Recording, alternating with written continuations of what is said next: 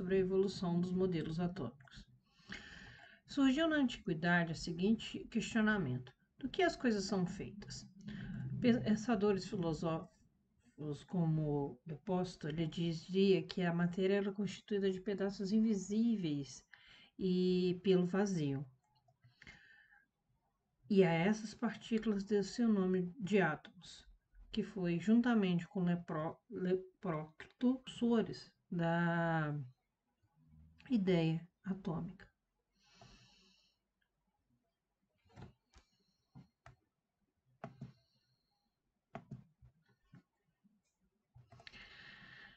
Devido a isso, continuando a evolução, nós podemos falar um pouquinho sobre as leis ponderais. As leis ponderais são leis que regem as reações químicas, que estabelecidas a partir de estudos experimentais. E elas relacionam a massa dos componentes, e essas reações elas são feitas em recipientes fechados, para que você garantisse ali que não haveria nenhum efeito externo influenciando nessas reações. Então, você tem a substância, os reagentes reagindo, formando os produtos, que são substâncias originadas. Essas leis ponderais, elas são divididas. A primeira delas, a lei de Lavoisier, que é a lei de conservação de massa. A segunda, a lei de Proust, que é a lei das proporções definidas. E, por fim, a lei de Dalton, que é a lei das proporções múltiplas. Vamos entender cada uma delas. A lei de Lavoisier, ela veio do princípio, né? Ela é regida pela conservação de massa. O que isso quer dizer? Lavoisier, explicando um pouquinho o experimento dele, ele fez o seguinte experimento. Ele aqueceu em um forno, tal como mostrado na figura. Ele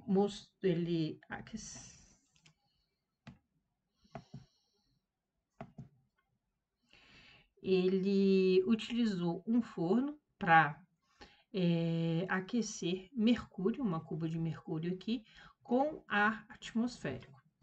E após algum tempo, ele observou a formação do óxido de mercúrio 2, que é esse precipitadozinho aqui, vermelho. Ele deixou ali aquecendo e ele observou uma coisa muito interessante. Ele tinha no seu aspecto aqui inicial, no seu experimento, no início, cerca de 100 gramas de mercúrio metálico, que tiveram contato com aproximadamente 8 gramas de mercúrio, de oxigênio, e produziu uma quantidade de 108,5 gramas de óxido de mercúrio. Ou seja, nós podemos perceber o seguinte, que a massa aqui dos reagentes, né, que são, no caso, seria o oxigênio e o mercúrio metálico, é igual à massa do produto. Esse é um dos princípios da lei de Lavoisier, de água, e a sua relação com a quantidade de oxigênio do reagente é igual à massa hidrogênio presente na formação do recipiente. Ele observou que, por exemplo, quando ele tinha 0,5 gramas de hidrogênio e 4 gramas de oxigênio, baseado nisso, uma relação aqui, ele teria uma famosa proporção de 1 para 8 nada se cria, nada hidrogênio e oxigênio. Tudo se transforma. A mesma coisa ele fez para o hidrogênio. Por outro lado, a gente teve também a quantidade inicial ali, se tivesse Proust, ele teria o dobro também de oxigênio e a proporção dele seria de 1/8. Mesma coisa do segundo para o terceiro experimento, ele dobrou a quantidade de hidrogênio, necessariamente teve que dobrar a quantidade de oxigênio e encontrou também uma proporção entre hidrogênio e oxigênio de 1/8. Ou seja, não importa a quantidade de massa dos elementos usados na proporção, ela sempre vai ser a mesma, ela vai se manter constante. A proporção das massas das substâncias dos reagentes produzidos numa reação é fixa, constante e irreversível. Passado essas teorias, surgiu o primeiro modelo atômico. O modelo atômico este que teve como base as leis ponderais e as ideias filosóficas, que foi em 1800 2009, que é o modelo atômico de Dalton. O modelo atômico de Dalton, ele postulou algumas coisas tais como os átomos são maciços e apresentam forma esférica semelhante a uma bola de bilhar. Então, a gente pode pensar no modelo atômico de Dalton como algo rígido, né? Algo maciço e indivisível, como uma bola de bilhar. Então, ele propôs também que os átomos eram indivisíveis, indestrutíveis, e ficou conhecido esse modelo como modelo bola de bilhar. Dessa forma, além disso, ele propôs algumas coisas, vamos discuti-las. Todas as substâncias são formadas por átomos.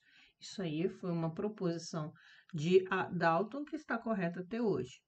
Os átomos de diferentes elementos químicos apresentam propriedades diferentes uns dos outros. Por exemplo, se eu pego aqui um átomo de hidrogênio, ele é diferente de um átomo de oxigênio, que é diferente de um átomo de nitrogênio, que é diferente de um átomo de carbono e enxofre. Um elemento químico é um conjunto de átomos com as mesmas propriedades, massa e tamanho. E aí aqui a gente tem, por exemplo, se eu estiver falando de um mesmo elemento químico, eu estou falando, segundo Dalton, de um elemento que tem tamanho e massa, que o tamanho e a massa são iguais. No entanto, hoje em dia a gente sabe que tem uma classe de elementos chamada de isótopos, que eles têm a mesma quantidade de prótons, mas, no entanto, a diferença de quantidade de massa, tá? Que é algo que a gente vai falar daqui a pouco. Os átomos não se alteram quanto à forma dos compostos químicos. Por exemplo, se eu tenho carbono reagindo com oxigênio, eu tenho um carbono e 2 oxigênios. Quando eu formo o CO2, o carbono vai continuar com a mesma característica e o oxigênio também. E as reações químicas correspondem a uma reorganização de átomos. Por exemplo, eu tenho carbono reagindo com hidrogênio, um carbono, e aqui 2 moléculas de H2, né? Cada uma formada por uma duplinha aqui. Quando eu formo o CH4, eu vou ter o carbono ligando-se a esses hidrogênios. Então, a reação uma reação química nada mais é que uma combinação de átomos. Depois, com a era da eletricidade, né, veio a necessidade de explicar os fenômenos elétricos, que já estavam em seu auge, em 1897, veio a ideia dos raios catódicos com Thomson, né, que são raios que saem da parte negativa de uma ampola de Crookes, como essa ampola aqui. Aqui a gente tem um cátodo, que é um polo negativo, e um ânodo, que é um polo positivo. Então, esses raios catódicos, eles foram observados que eles saíam dessa parte negativa e em direção ao polo positivo, quando essa ampola estava ligada a uma bateria. Os raios catódicos nada mais eram que partículas que possuíam massa e uma carga negativa, tá? Então, devido a cálculos de razão de carga-massa, obteve-se o valor dessa forma. Ele pôde concluir que as partículas que compunham os raios catódicos estavam presentes em toda a parte da matéria, toda a matéria, a qual Thomson denominou de elétrons. E a descoberta dos elétrons permitiu que ele propôs um novo modelo atômico conhecido como pudim de passas, onde você tem aqui uma esfera positiva e os elétrons incrustados nessa esfera. O modelo de Rutherford ele veio no século XIX com o início da investigação da radioatividade. Ele veio explicar alguns fenômenos e só para lembrar, a radioatividade está relacionada com elementos químicos que conseguem emitir matéria espontaneamente. Então, Rutherford fez um experimento onde ele tinha uma partícula radioativa que emitia partículas alfa. Aqui a gente tem um feixe dessas partículas, que ela estava disposta em um bloco de chumbo, para não emitir para outros lugares. Aqui a gente também tem uma placa de chumbo com um orifício ali no centro, e esse orifício ele está direcionado a uma placa de ouro, né? Uma lâmina de ouro e um anteparo aqui fluorescente de sulfeto de zinco. E aí o que foi observado por Rutherford na época? Quando ele incidia as partículas, uma boa parte das partículas iam aqui direto e batiam no anteparo aqui fluorescente no ponto 1. Mas algumas sofriam desvio, né, que são os pontos 2 aqui, e outras sofriam um desvio maior, aproximadamente de 180 graus. Quais foram as explicações que esse modelo trouxe?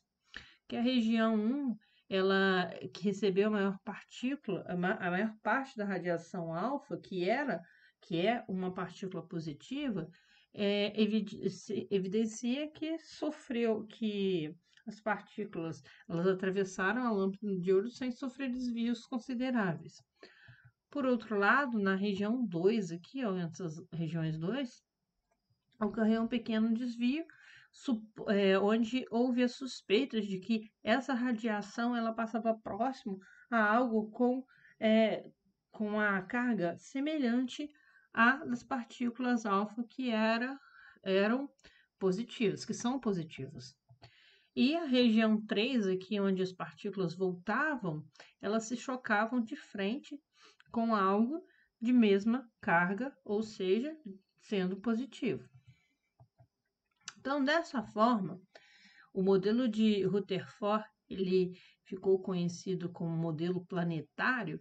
Ele tem um núcleo que é comparado ao sistema solar, né, que é comparado ao Sol, que é uma região de positiva, baixo volume, maior massa e maior densidade.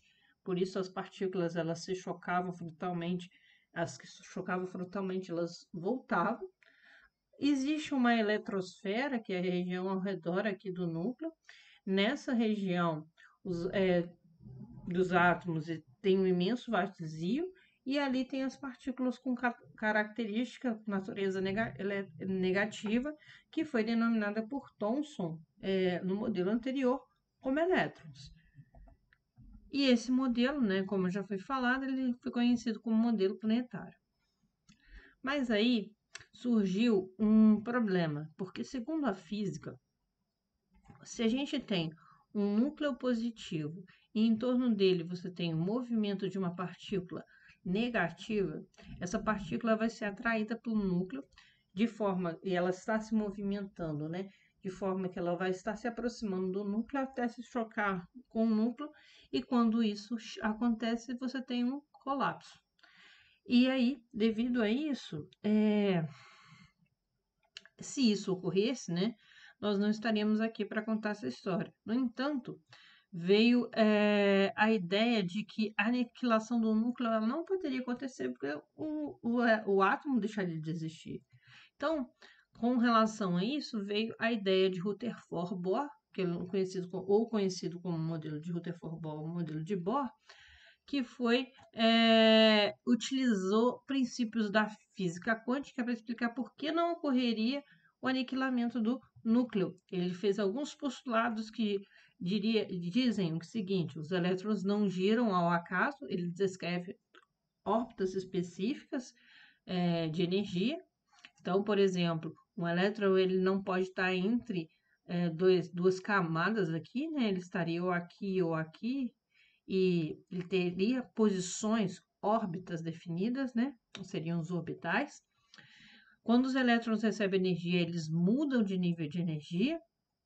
Aí, por exemplo, eu tenho aqui um gráfico de energia, ele está no estado aqui fundamental, ele absorve energia, e aí acontece, ele vai para o estado excitado, ele absorveu energia, e ele pode emitir essa energia, né, e voltar para o estado fundamental, e aqui ocorre uma emissão de luz.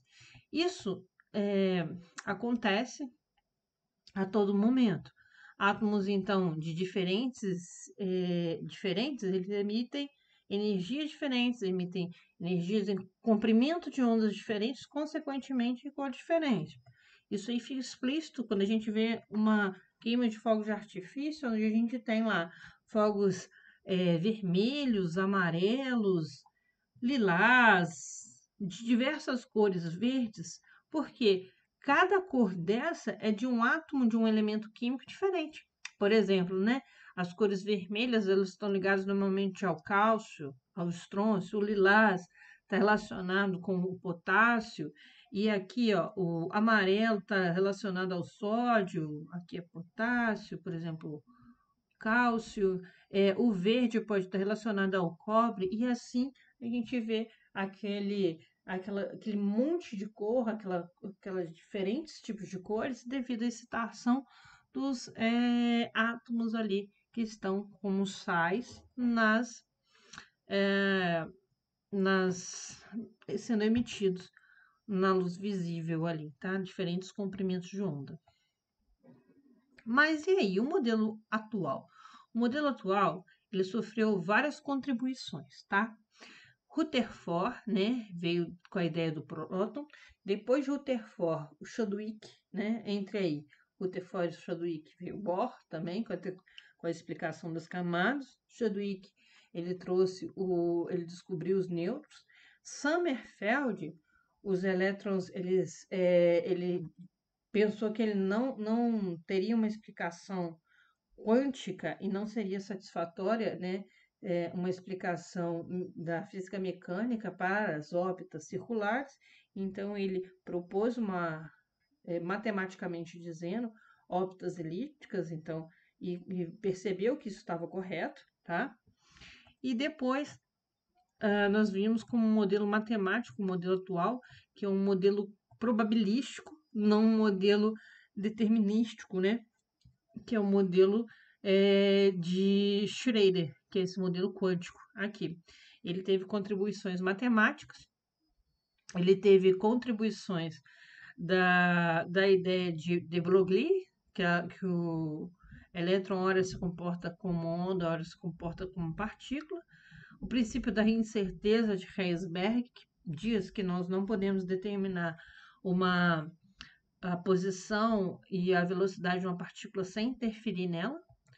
E, por fim, aqui a matemática, que é a equação de Schroeder, que permite calcular a probabilidade de achar um elétron em um determinado átomo. E por esse modelo aqui a gente percebe que quanto mais próximo do núcleo, maior a probabilidade da gente encontrar um elétron.